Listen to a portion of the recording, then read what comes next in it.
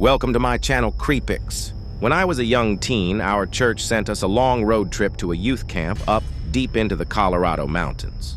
It was a cool camp, and I was having a good time with all the outdoor activities and such. I had been assigned to a cabin with about a dozen other boys my age, and a camp counselor who was a really awesome guy. One day, we went on a full-day hike further into the mountains and got to a point before turning back where people could do whatever they wanted for an hour or so. Our counselor had told me and three other guys that the previous week he had gone exploring with another counselor and found what appeared to be an abandoned cabin not too far from where we currently were. He hadn't had a chance to check it out, so asked if we'd like to go while everyone else dicked around.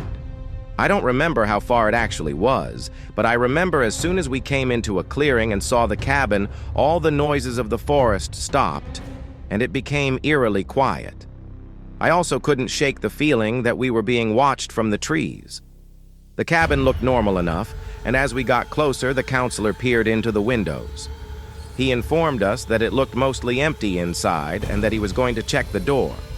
When he went to the front door, he found it already cracked open, so he walked in. We followed closely behind and entered into an empty front room comprising half of the cabin. Again, I felt like eyes were glaring at us from the woods, but could now sense a straight hatred coming from whatever it was. I began thinking I needed to get out, but the worst was yet to come, as when we entered the back room, in the middle of the floor was a giant pentagram, and sitting in the middle of the pentagram was a single wooden chair with a toilet seat on top that had nails driven through to cover the entire seat. We all started to freak the fuck out and are ready to jet, but the counselor wanted to check the last room. He looked in and saw a pot of water boiling on a gas stove. His face turned white as a sheet and immediately yelled for us to get the fuck out and run. We took off out the front door and hauled ass the entire way back to the rendezvous location. The counselor asked us to keep it on the down low, and we didn't talk about it until we were back at our own cabin.